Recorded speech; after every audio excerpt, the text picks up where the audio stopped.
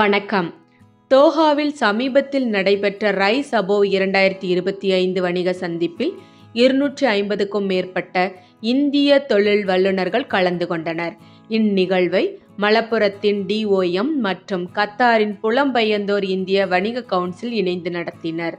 இந்திய தூதரக துணை தூதுவர் சந்தீப் குமார் இந்த நிகழ்வை தொடங்கி வைத்து இந்தியா கத்தார் வர்த்தக உறவுகளை வலியுறுத்தினார்.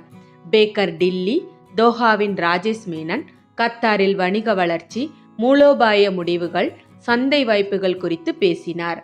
மேலும் உலகளாவிய வணிக நிபுணர்கள் பங்கேற்ற குழு கலந்துரையாடல் நடந்தது.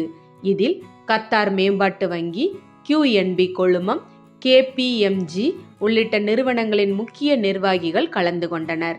இந்த நிகழ்வு கத்தாரில் தொழில் வளர்ச்சியை ஆராய்வதற்கும் வணிக தொடர்புகளை மேம்படுத்துவதற்கும் முக்கியமாக அமைந்தது. இது போன்ற செய்திகளை தெரிந்து கொள்ள ழ ஊடகத்துடன் இணைந்திருங்கள்.